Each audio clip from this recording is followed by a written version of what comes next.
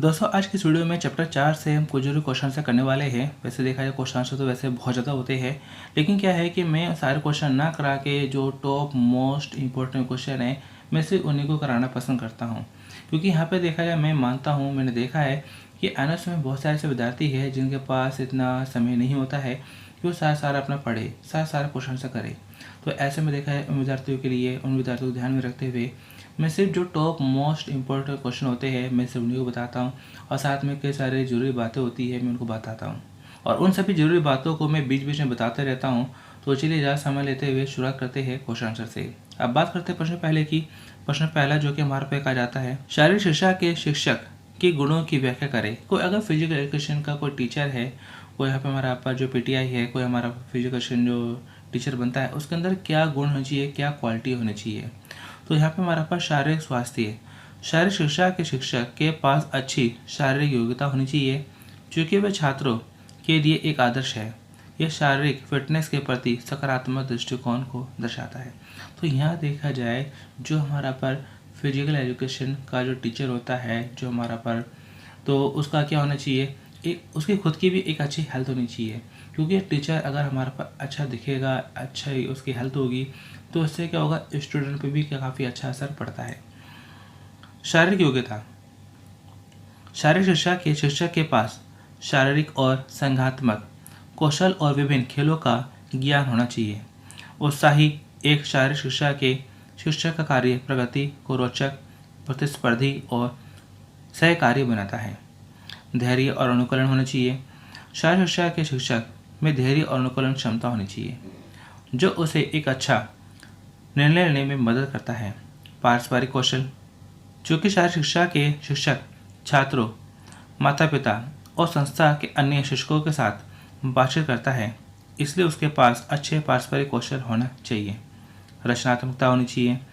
भौतिक शिक्षा के शिक्षक के पास प्राप्त रचनात्मक कौशल होने चाहिए, जो छात्रों को उनके द्वारा विभिन्न स्रोतों से ज्ञान प्राप्त करने के लिए प्रेरित करता है। संचार कौशल।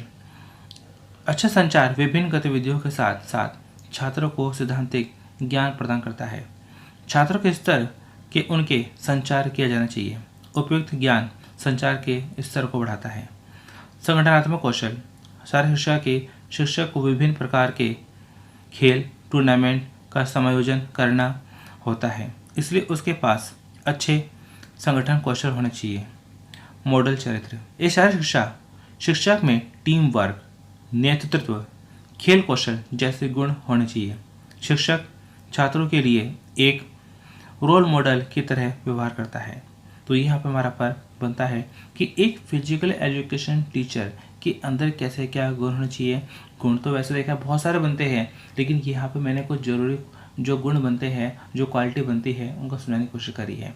इसके अलावा देखा है बहुत सारे जो गुण हैं वो आप अपने से बना के कर सकते हैं। तो चलिए बढ़ते हैं अगले क्वेश्चन की ओर। अब बात करते हैं प्रश्न 2 की। प्रश्न 2 में ऐसा कहा जाता है, राष्ट्रीय और अंतर्राष्ट्रीय खेल प्रतियोगिताओं में भाग लेने वाले व्यक्तियों को क्या अवसर प्रदान करते हैं।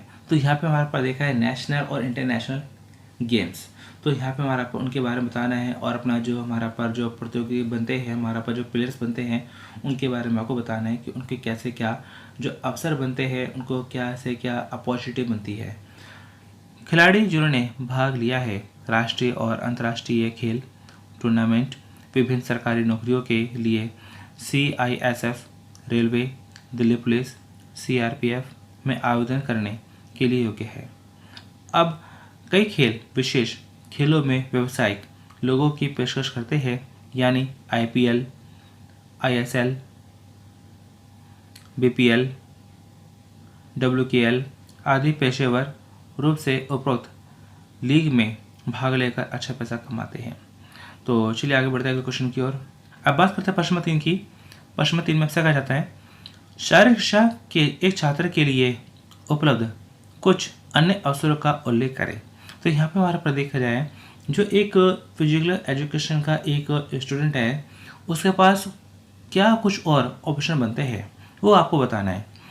शारीरिक शिक्षा और खेल विज्ञान के छात्र खेल पत्रकार और खेल प्रसारक, खेल विपणन प्रबंधक, खेल सामान व्यवसायी, टीम के साथ खेल मनोवैज्ञानिक, स्पोर्ट्स फिजियोथेरेपिस्ट, खेल समाजशास्त्री, खेल बायोमैकेनिक्स विशेषज्ञ, खेल आहार विशेषज्ञ, खेल चिकित्सा जैसे अन्य करियर के अवसरों का भी लाभ उठा सकते हैं।